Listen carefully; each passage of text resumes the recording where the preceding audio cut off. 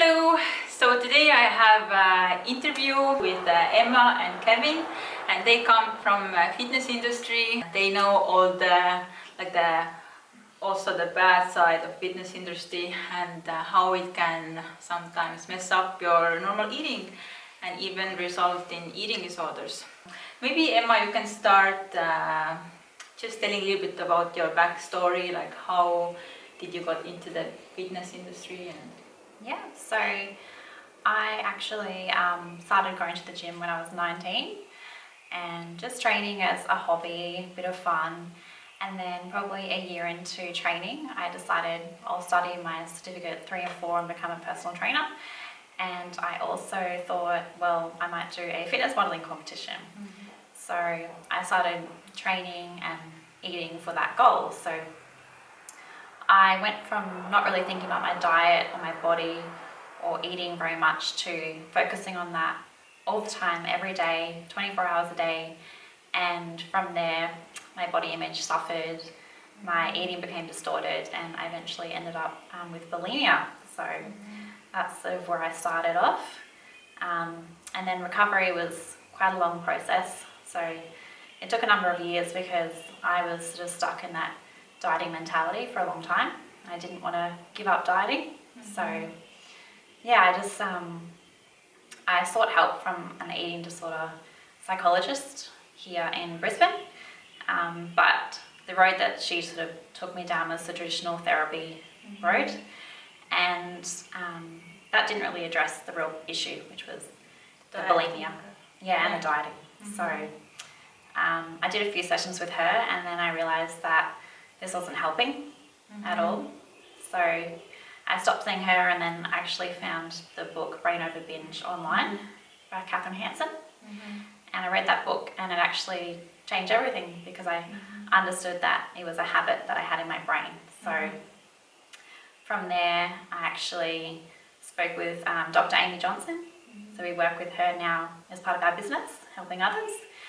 And I did some sessions with her, and then my recovery took a new turn, and then I knew from there I had to stop dieting and stop restricting and stop focusing on my body. That was the only way to recover. So from there it took a little bit longer, but I'm here today and I'm fully recovered for over 2 years. yeah, okay, that's amazing story. And you are like fully recovered now? Yes, 100%. Yeah. Okay, so maybe Kevin, you can tell about your story, or how did you get into this fitness and how your eating changes? Yep. Yeah, I guess for me, I come from a little country town, so I was always very active as a kid and things like that.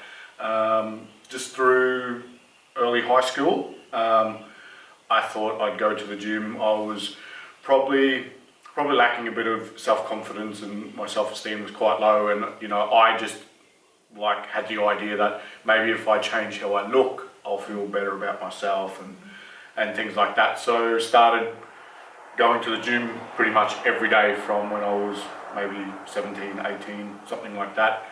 And then just as the years progressed, I decided that maybe this would be a career path for me, or because I was quite interested in it, that it was my my one passion, I thought. So I thought, well, I'll take that up and start training people,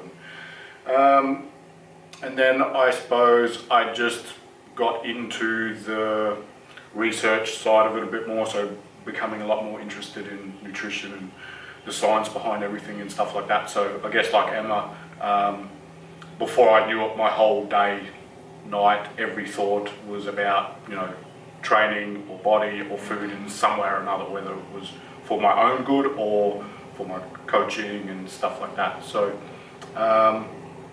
I myself never really did like clean eating or anything like that. So I wasn't really food-based restricted, if you will. I did follow like a lot of the, eat 6 meals a day for metabolism and all that sort of stuff. And then like obviously doing lots of training, like 5 to 6 days a week, every week, most times. But as my time went on, then I got into more of like the counting calories and macronutrients and stuff like that. So I basically like flexible dieted, if you will, for quite a number of years, and then basically ended up with, I guess, distorted eating on the nutritional side of things. So not too much in terms of like the food types. Again, I was still pretty open with what I ate, but just very restricted, and my mentality was, always keeping in check on that side. So yeah.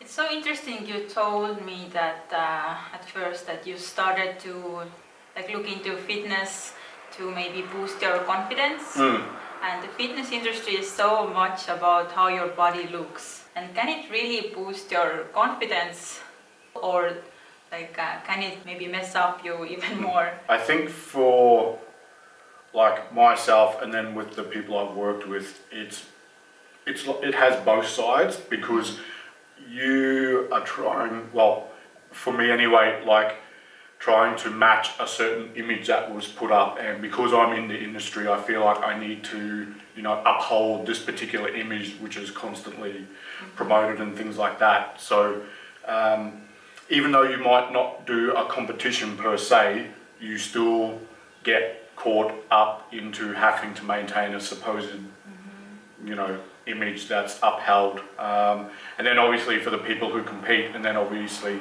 it goes even further than that, because you go to the next level with actually being judged and that sort of stuff. So you might be judgmental as it is on yourself, but then the competition side just adds to it.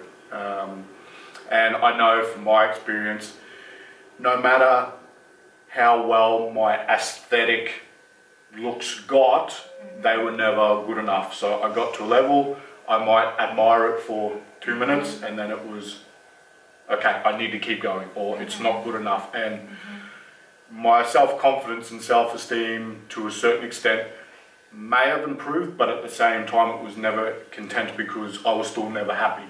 So it was like, I went to do this to become happy or chase happiness, but I was never, it still didn't get me there.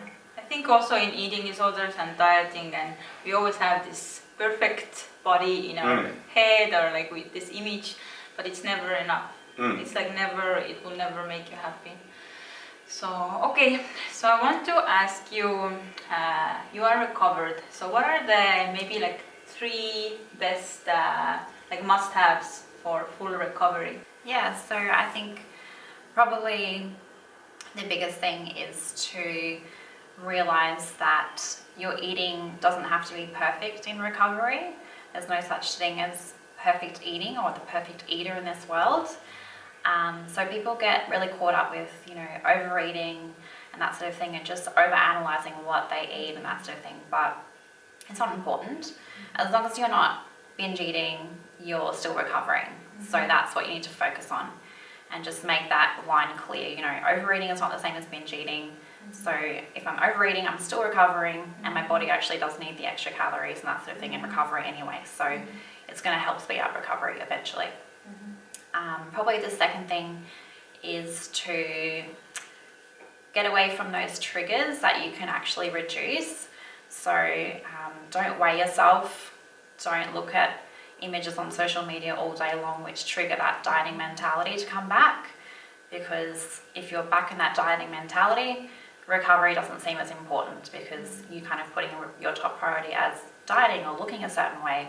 So you need to make recovery your top priority and just stop thinking about dieting and just put that aside and put recovery as the number 1 focus. And I think probably the last thing would be to just have faith and keep going with recovery. It's hard at times, and everyone's recovery looks different. So there's not one way to do it. It's just all about just keeping going with it, and trusting in yourself that you're doing it for the right reasons, and knowing that eventually you're going to come to a right place. And don't worry about your weight fluctuating or that sort of thing. Like, that will all settle down eventually when you start eating normally again. So it's a long process, but it's totally worth it. So I just think don't forget about it. Just keep going for the right reasons, and you'll get there eventually. So yeah, because in recovery you can have like ups and downs, and it's totally normal. It doesn't mean that you are back to your eating disorder or something. You just have to like keep going. Yeah.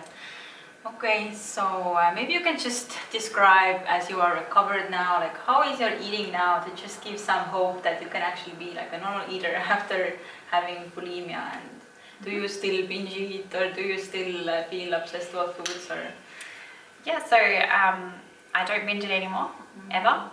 I'm not obsessed about food at all. It's sort of just a really mundane, normal part of my life. Like, it's kind of just an afterthought, something that happens as part of my day, and it's not a focal point at all. So I don't worry about, my macros or my calorie targets or how much protein I'm eating and all this sort of thing. Like, it's just not a focus in my life anymore. So,